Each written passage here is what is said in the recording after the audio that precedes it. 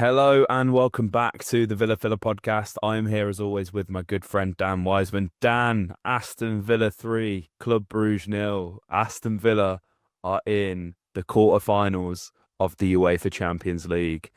I can't believe those words are coming out of my mouth on this podcast, mate. From sitting in my flat in Manchester and Yeah, and doing podcasts in the Championship to right now, it's crazy. Honestly, I cannot believe that we're in the position we're in this competition. yeah. We are the 90th different English side to qualify for the this stage of the Champions League, which is very, very nice indeed. It's a crazy thing to say, mate. It's an excitement and mixed kind of feelings of excitement and sheer terror because my oh my, did that PSG team look really, really good. Um, but yeah, wow. And the whole ride has just been amazing. And it made, we've won 7 of our 10 matches in the Champions League this season. Only Lazio and Valencia, both interestingly in the 1999-2000 season, have won more in their debut game in the competition, in their debut campaign, sorry, in the competition. So a historic kind of season in the Champions League in all senses of the word, really. Obviously, I know that's been helped by the new format and a few extra games, but hey, when you're setting precedent in the UEFA Champions League, you take what you can get. It's absolutely, mate, absolutely, it's a dream, and we've been kind of rewarded with a tie against, one of the kind of few real standout sides left in this competition, and it will be a real privilege to go and play them away in Paris. It will, and I think it's worth noting about the format and how it's worked that have things gone somewhat in our favor?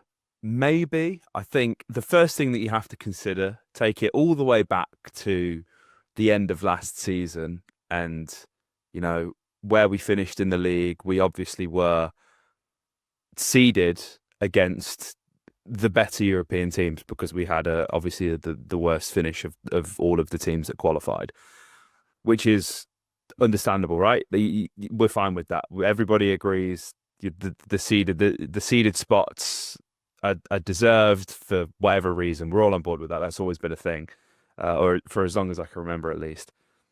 Why are we seeing Liverpool fans crying about drawing PSG and how difficult the draw is when they won 7 of their 8 league stage games, right? They won 7 of their 8. And, the way it was somewhat complicated in terms of who would draw who and how that was sort of done. But I think the main sort of takeaway from the new Champions League format is win, win at all costs, and you will be okay. That's like the main thing, right? And Liverpool had the chance to go 8 for 8, and they fielded a weaker side. They lose to PSV, and they've ended up drawing PSG, which and the thing is as well, right? PSG still weren't really great in the group stage, and because they were one of the higher seeds, they've ended up playing some really difficult teams in their journey, which explains their position and how they were in a position to qualify up against Liverpool. If Liverpool had have put out a full strength team and beaten PSV, I believe people were saying that they would have played Benfica or I can't remember the other team, but a much more favourable thing, right? And then maybe we'd be playing against Liverpool right now. So that's obviously the other edge to it. But a very long-winded and convoluted way of saying you can only beat what's in front of you, and that is just what we've got to do. And I think that's ultimately what has got us to this situation. Anyway, we've won a lot of games. It would have been nice to have won more, but we've mentioned it a few times on podcasts, mate. The irony of losing to Bruges, meaning we get the draw against Bruges rather than a Bayern Munich or a Real Madrid or Celtic or Man City. That like it's hilarious, really, how it's worked out. But it's, I mean, Bruges were no easy opponent, were they, mate? I know it's a 6-1 on aggregate, but we kind of as we mentioned last week, it was a bit like, oh, like is it going to happen? It all kind of kicked into gear within sort of 20 minutes in the second half, making all the changes, and it was almost a bit of a familiar story this time round, wasn't it, mate? It's the first half to forget. I do think when history will be very, very kind to this round of 16 game in the Champions League. When we look back in years to come and see the 6-1 scoreline, I don't think that perhaps paints the full picture. I do think that if I'm a Club Brugge supporter, I do think that there's moments where this tie could have swung so easily, and you go back to that clearance on the line from Tyrone in the first leg, which would have made it 2-1 to Bruges, I think at that time. I think it was 1-1 equalised, yeah. That would have put them ahead. And then obviously we go and, grab a couple of goals at the other end, and it turns on its head. But, those moments could have looked so different. And then the red card was actually the moment in the second leg that kind of took the stuffing out of Club Brugge. And that, even though, we've sat here on many a podcast, Nate, in all of those years since being, sat on your sofa in the flat in Manchester and talking about how bad Villa can be against 10 men, you kind of knew at that point that it would have to take, even by Villa's standards, something pretty spectacular to blow that one. And, we certainly didn't have it all our own way. That you're not going to get an easy game at this stage in the Champions League. We were kind of both on record as saying, I think this is as easy as it gets, but that's not to say it's an easy game. I thought Club Brugge provided a lot of tests. You can see that they've got some very, very good players. But yeah, I think it's fair to say that we'll be taking a significant step up for our next Champions League game. But yeah, headline, absolutely. It's Marco Asensio yet again. Another dazzling cameo. And I came on this pod a few weeks ago and I said that I think this season is going to be defined by how many times Marcus Rashford and Marco Asensio can clutch up. It seems to be the case. We had so little kind of going for us at points. It was a good performance. It wasn't a great one. We still didn't really look like we were seriously testing Club Brugge, and that was until Marco Asensio came on. And again, the whole game changes. His ability to find space, his ability to kind of drift into the box and pick up space from those cutbacks is so, so great. And yeah, I think it's, 7 goals in 5 games now. He looks absolutely untouchable. And I still don't think we've seen the full picture yet. We still haven't seen, consistent run of full 90s from him or Marcus Rashford. Rashford just looks in such a great space. And it's a shame that he hasn't got a goal. But do you know what, mate? I was kind of thinking about it, and I was like, maybe that says a lot about Marcus Rashford's headspace right now, that he doesn't feel the pressure that he's got to go and get goals. He's quite happy to play the setup man and assist Asensio, and and he's got the opportunity to take a shot on goal or a better pass, as he did with Asensio's second. He lays off the better pass. He just seems kind of free of expectation and not shackled by the same burden that he did at Man United. And I think the fact that, he's quite willing to get into those positions and rather try and get his own name on the score sheet, he spots a teammate in a better spot, he's happy to set it up, maybe speaks wonders for just how kind of, we're kind of creating this narrative around him that he's got to come and get goals. But does Marcus Rashford feel like that? Evidently not, and that's who matters most. Mate, for that second Asensio goal, I was convinced that Rashford was going to shoot. He held on to it for there was an opportunity to play it like 1 or 2 seconds earlier, and he didn't take it. Takes it on his stride inside, and you're like, oh, he's going to shoot here. Oh, and it's like we're missing a prime. This is the link up, the Asensio to Rashford link up, but he obviously he picked him out. And Asensio, you could tell as well, Asensio was trying really hard to try and return the favour towards the end of the game, and it's a shame that it didn't happen. But the connection is just a joke. And like when you consider as well, we were saying, well, obviously we were like really excited for both of these transfers. There was maybe a slight twinge of apprehension, but I think for the most part we were absolutely buzzing with this. But we said that it's a gamble, and already it's paid off, right? Because if you believe certain reports that the papers are saying, it's £15 million to sign Asensio in the summer. Like, let's just get this done now. Let's just get it done now. But we've already earned an extra £10.5 million just for advancing. So it's paid for itself, right? It's we've obviously got the Rashford aspect of that as well, but like we've stuck it all on red and we're winning right now. So long may that continue. It's a gamble that, I think ultimately, like the real sort of gamble is on the league position, right? Because I think as excited as we all are for a potential Champions League run, it's probably going to come to an end at the very least at the next round. So we need to see more of this impact in the Premier League, which I'm sure we will, and really focus on locking down at very least fifth spot to make sure that with that extra coefficient spot that the Champions League position comes to us.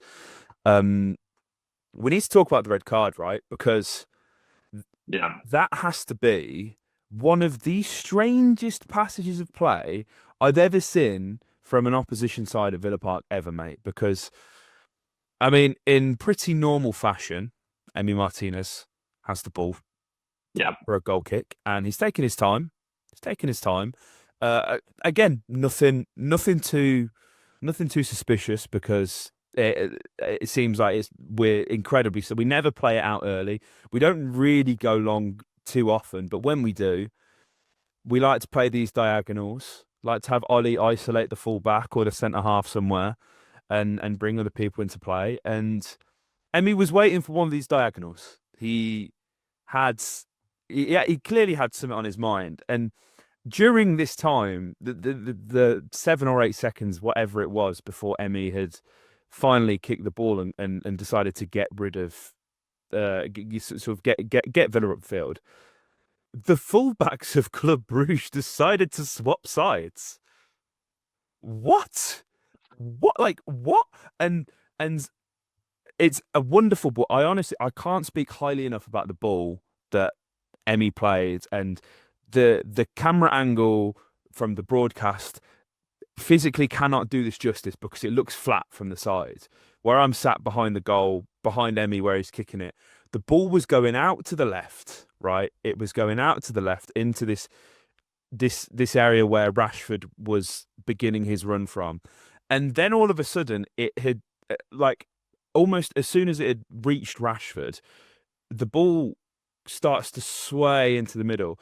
And Rashford's pace is genuinely terrifying. I feel like we keep saying this every podcast, mate, but it keeps just catching me off guard because I have no idea how Rashford gets onto the end of this ball, especially with the crazy movement sort of back into the middle, which worked in his favour, right? Because I think it was Sabe who was the defender who gets himself sent off. He has to totally change his body position while running to try and read where this ball's gone, and ends up putting hands on Rashford, taking him out just outside the area. This is one of the weirdest things that I've ever seen.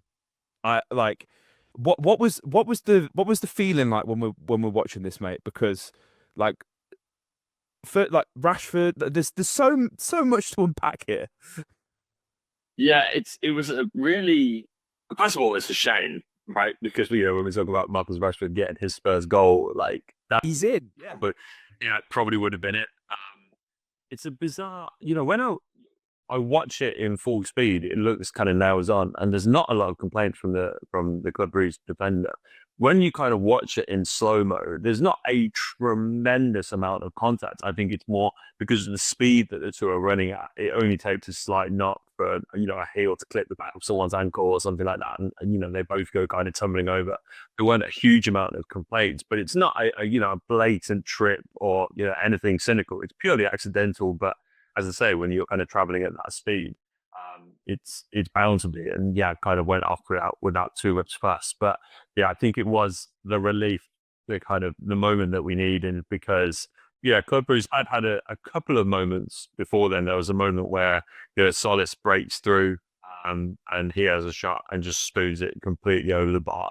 There's another opportunity. I can't remember a header. I think it might be from Vanaken. Kind of gets across in front of Tyrone and heads it. The early chances were mainly from Bruges, but I say it's a pretty amazing ball over the top from Emmy, who is a goalkeeper that isn't his strongest asset is not his ability to play with his feet, and so yeah, it was really really nice to see him kind of drop that over the top.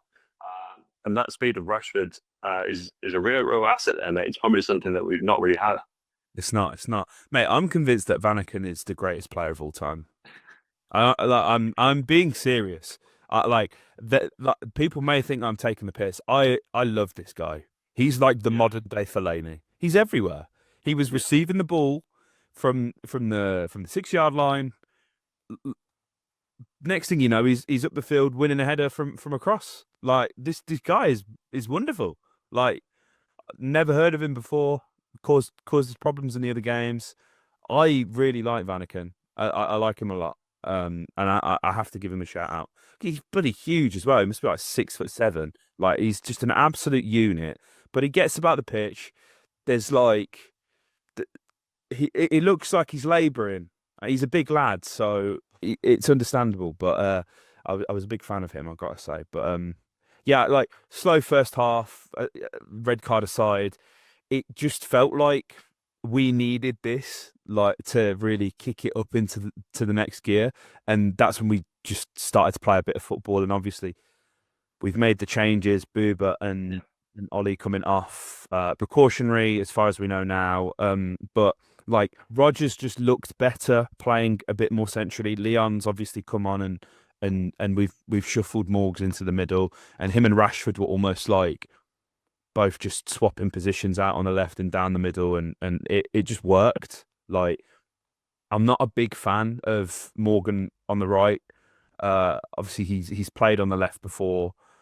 Is way more comfortable there, and obviously through the middle we know how good he can be. But absolutely, just them two are just a joy to watch, aren't they? They seem to have like got it pretty quickly, Morgan and Rashford and Matson as well. Like that side looks very fluid and functional, right? And it's obviously like you're just buzzing for Matson getting his goal as well. Because I don't know about you, mate. Like when the ball got put in and it happens so fast. Matson has almost no time to react, and it's a brilliant goal. He takes it so well, but I didn't even see Matson like get into the box. So like the ball's hit the back of the net, and we're all just like, "How did he get there? What's he doing there? Yeah. What's a polar bear Yeah. doing in Texas?" Like, Yeah, it was. You gotta love it. You gotta love it. Massive props to him. I thought he was going to go there as an own goal because of the deflection that it takes, but yeah, it's all you always want it to be kind of attributed to the attacker. So very nice moment for him. Um, just about jumping back to those substitutes. Um, is it because Ali took a nut, or is it because we had a 4-on-2 and he shot from the halfway line straight into that? As soon as he did that, I was like, he's getting yanked. I wasn't even gonna mention it. Yeah. Do you know what? Everybody said shoot, right? But he did it like 5 seconds too late because he hadn't sort of controlled the ball. Yeah, Yeah, it's. Do you know what? And it's like I'm bored of talking about Ollie. I feel like everybody on here knows how we feel about him, but we we looked better without him. And I don't think this is a thing. I'm not saying let's fuck him off because I love him. It's not what I'm saying at all. We maybe it's because we were playing against tired and and frustrated Club Brugge players who were obviously a man down, but we did look just that little bit more on it. And I mean, the international break's coming up. That by the time people are watching this podcast, probably at some point on Friday, they'll know whether Ollie's in the squad or not. It looks like he might be. Um, I I just rather he wasn't at this point. Like I don't want any of these boys to go away. I'm feeling incredibly selfish. Like let's just get these boys on a plane and um we're doing some form of warm weather training in Dubai anyway during this break, aren't we? The ones who yeah. aren't going, but like just get the boys on the sunbeds, mate. Like this running that we've got now, the fact that we've nearly got a fully fit squad back. I don't want to take any chances. And also, like my main concern really is, mate, is just the splinters that he'll get from one like sitting on the bench because Kane will play. That's the main concern. It's like it's almost pointless if you go in and not going to get a look in. Yeah, it's a really interesting. It's a very interesting conversation to have because I do kind of I look at the World Cup next year, and this is way, way bigger picture and not time, but I look at the World Cup next year, Kane will be 30. Four, maybe? Yeah. Maybe at least three. I think he's 30, Yeah, he's 32 right now. I was going to say 33. And when you consider the narrative around him at the Euros, which was, he was coming too deep, he was kind of tugging at the midfield. We looked, there was quite a lot of clamour for Ali to come on. And whenever he did come on, obviously kind of had his crowning moments against the Netherlands. But I can just see that narrative. And obviously, Kane is having a fantastic season, but he's always been having fantastic seasons when he's gone away and played for England at major tournaments. And yet that narrative resumed. And I think particularly with him being, 33, 34 by the time the World Cup comes around next summer, who is that understudy for Harry Kane is, it's open. It's right there. And it could be more than an understudy, depending on how the kind of next year's goes in the qualifiers and how England look. It could well be England's starting striker spot for the World Cup is potentially up for grabs. And if you're Ollie Watkins, you probably feel like you're first in line to take that. And there's plenty of other strikers. Dom Solanke will be in that conversation. There'll be guys like, everyone's been very impressed by Liam Delap. I'm not saying that, but there'll be plenty of strikers kind of looking around thinking, hey, maybe that could be me. And so, yeah, it's a very difficult one. And obviously, I'd love to go and see him make that spot his own, but it does just look like he's kind of in a funk at the moment. And yeah, a nice trip to Dubai could well be what he needs. But this is the problem, mate, of going and shining on the Champions League quarterfinal stage is that I look at a lot of the guys. I look at Ezri, I look at Morgan. I saw Luca Dean's been called up to the French squad today. Is that, we're putting the Villa boys on a pedestal and, they're rightly getting some envied looks from international coaches, and they're being swooped up and taken on squads for upcoming kind of qualifiers and stuff. So, yeah, it's a tough one. It's a tough one. It's always good to see the boys go and get away on international duty. But the main thing is that 6 months ago we were in this position, but Morgan Rogers are getting called up to the 21s, and that's his points. Yeah. So at least we're in this position where if he's going to get called up, he's going to get called up with the seniors. So yeah, it's a tough one, but. You'd still like to think worst case, it'll be kind of one game maximum out of the two for Ali, which is not so bad. And with a new manager coming in, they'll definitely want to go in there and kind of impress. But yeah, I didn't think it was his finest hour. I don't think the answer is playing Rashford through the middle long term. We know that he prefers playing on the left. Yeah. But we did look really, really menacing. And I don't know if that's just because Asensio had come on. But yeah, the second half was definitely the highlight. He's just magical, mate, isn't he? And shout out to Leon for the assist as well. I was willing a Bailey goal, a Rashford goal, even a JJ goal. I was really hoping for, but beggars cannot be choosers. The best piece of centre forward play that we saw all night with bloody Tyrone Mings. Mate, I know. Do you know what it is? He caught. When you catch it, he caught it. He caught, and it doesn't matter who you are, how good you are, what position you play. When you catch it, you catch it. And oh my days, that would have been bloody phenomenal. It was a really good save, to be fair, but probably the only good save that Mignolet made. He spilt almost every other chance that was sort of shot right at him, which was a bit frustrating because we didn't really follow in any of these shots. But I mean, I'm being critical of a 3-0 win. It ain't that deep. It ain't that deep. Happy for Maatsen as well. I think some people saying, "Oh, man of the match." I think that is a bit too much. We are Ian Maatsen appreciators here. We do love Ian. These are the kind of games where you see the best of him. Very attacking. Obviously, found himself in the box for the goal. Didn't have to do too much defending, but hopefully this just gives him the confidence that he needs. Because he's a young kid. 2 seasons ago, he was playing in the Championship with Burnley in that Burnley super team. So he's had quite a quick rise. When you consider everything that happened with Dortmund and going to the Champions League final, and then moving to Villa for big money, and there being that expectation. Which may be unfairly placed on him, but it's games like this where I'm really happy that Maatsen's played well, and it can only be a good thing for him. And yeah, he's just mate, we're in the quarterfinal of the Champions League. Like what? I have to say that shot that you got of Ty and Guinea was enough to make a grown man cry. Mate, it's like the journey's crazy, isn't it? Like we've been selfish in making it about us in the podcast, but for them, like you just cannot be more happy. Like it, like the fact as well, they're like just like bloody good blokes, and like you want guys like that on your team representing, like the football club, and like I think it's really important, right? Because like a lot's been made of like Rashford and Asensio and like the quality they're adding, and you know it was even in the post match on TNT, like they're like, oh, like you know Asensio's obviously like a wonderful player, like it's this great experience that's helping you, but like John McGinn and Tyrone Mings are helping Marco Asensio and Marcus Rashford get Aston Villa. Like these are guys that get it, and you know, I've made this point on podcasts before. It's just like Emmy seems to get it, Kashi, Ollie, they get it as well. Like Morgs gets it. We know he's not a Villa fan, but he knows how massive the club is. Like you know, he's told me that himself when I interviewed him the other week. Like he gets like Villa's the biggest club in the Midlands, and he's obviously from the Midlands, so he gets it.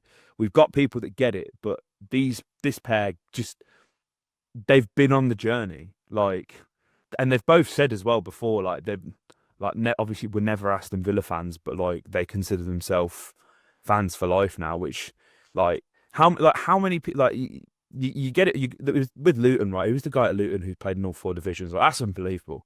What a story that is. Um, like nobody you can't take that from anyone. Do you know what I mean? You cannot take that experience away from anyone. And these pair have been there, not necessarily when we've been at our worst, but when we've been at pretty low points. Not even just the championship. You know, the first season in the Prem. How difficult was that? How how turgid was it for McGinn before Unai Emery walked through the door? We were sat on this podcast questioning whether he was the problem, and the way that he's stepped up and you know in the meantime has just been unbelievable. It's been an unbelievable journey, and it you know I'm sure it's something that this pair like to remind a lot of that squad, and maybe Courtney too, wherever Courtney is in his cryo chamber. You know he's obviously been on that journey as well. Easy to forget, but Courtney's been around for a long time. Yep, man, it's really, really nice to kind of have that core. And don't think that sort of flex with what Bruno was going unnoticed, mate. Sydney and Morgs. Yeah. I got a funny story about that actually. I got a funny story about that. So obviously like my I've been you know fortunate enough to interview like quite a few footballers like with work, and like I've got my strategies to warm myself, you know, like relax them, make sure we're getting the best interview and content. Seem that nervous. Yeah, nah. Amazing. It's like there's no time to be. Do you know what I mean? Like it's like you don't get enough time with these guys, right? You don't get enough time. So it's like you got to get in and out, get the business done. We're miking up Morgs, right? And obviously, like we're from the Midlands, so first thing, right? I'm like, "Oh, where you from, mate? Like where in the Midlands? Where are you from, Morgs? Like, come on, like let's chat." And he just the reason I've gone in with this, right? One is because you know we've got common ground. There's common ground there, and for the keen-eyed viewers, right? I have an Austin Trusty Sheffield United shirt behind me. The people that are listening, I interviewed this guy when he was at Arsenal, uh, 2 summers ago, and for those who know, he played for Birmingham City. And my best mate is a Blues fan. I know it happens. It happens. He's a Blues fan. And shout out James. And he wouldn't shut up about this guy because he was like one of the best defenders in the championship for the period he was on loan at the Blues. And I'm on this big work trip out in the States. I get an interview with Trusty. And I don't know an awful lot about him, but James has been going on about this guy for ages, like texting me all his goals. What I was doing at work as well was very US aligned, so it was somebody who I probably should have known. And I was like, oh, like after the interview, I was like, before the interview, I was like, oh, Austin, my best mate's a Blue Nose. Like, where were you staying when you was in Birmingham?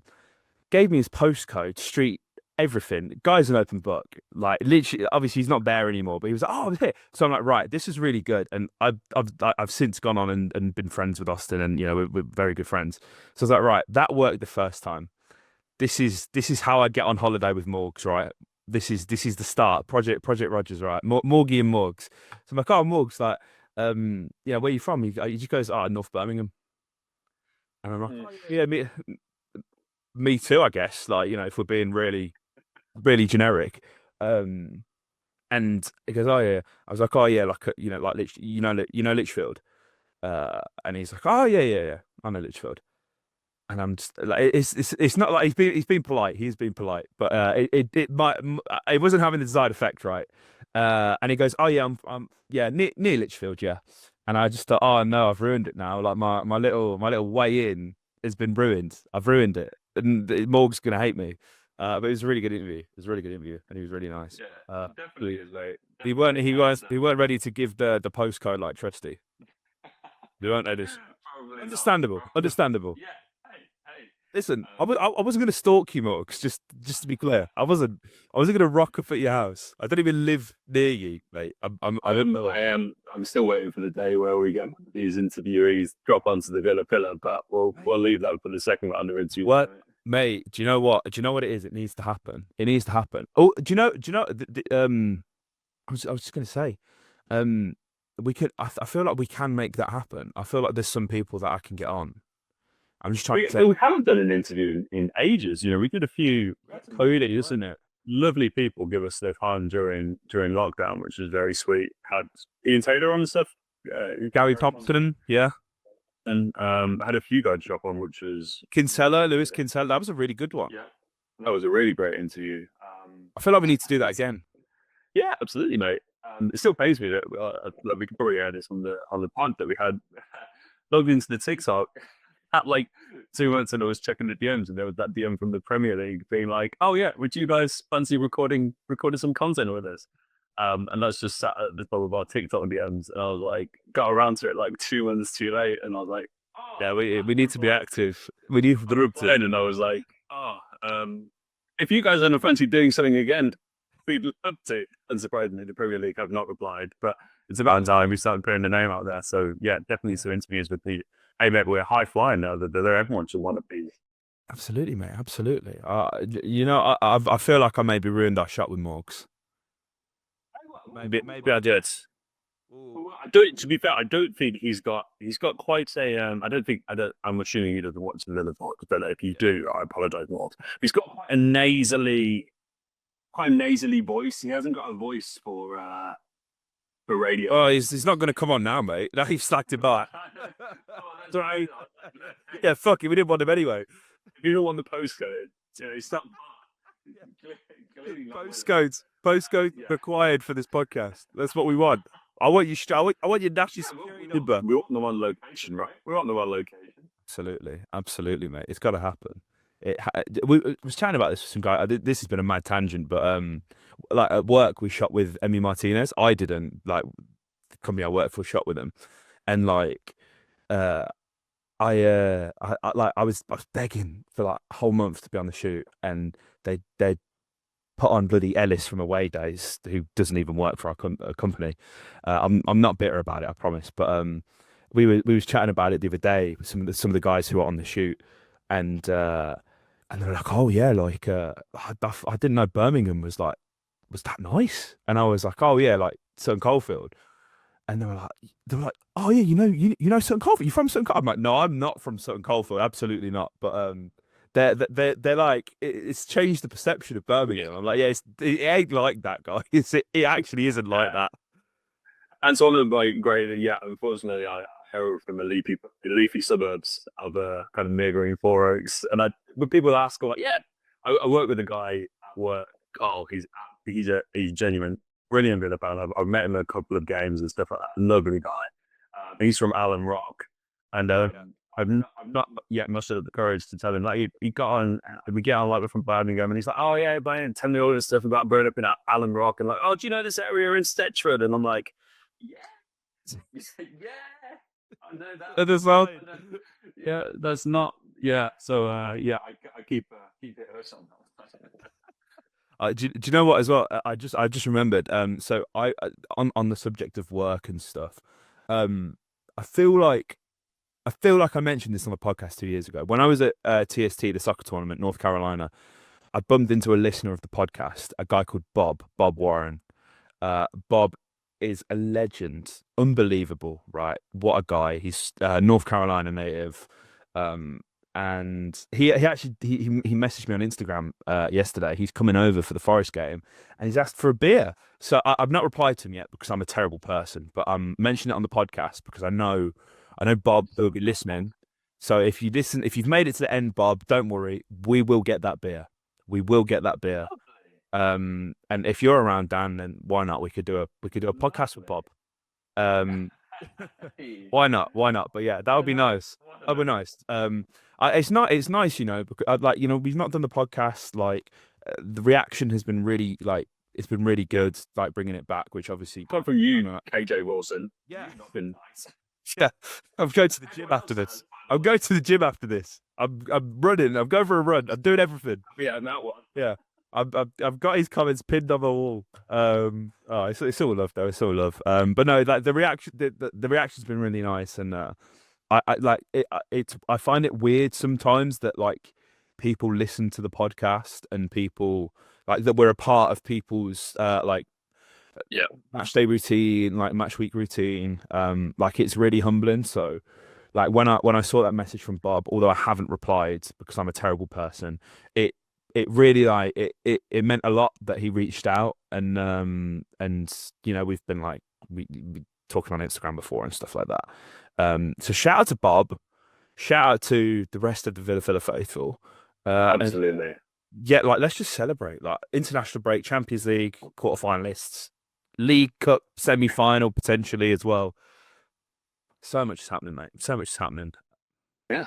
I'm very much looking forward to it. And I think, the boys need a bit of a break, mate. No doubt there was some chatter we can have. We can preview what's going to be a massive end to the season, no doubt. I'm really, really excited to get into it. Absolutely, mate. Absolutely. So, guys, if you haven't already, make sure you like, comment, subscribe, and up the Villa.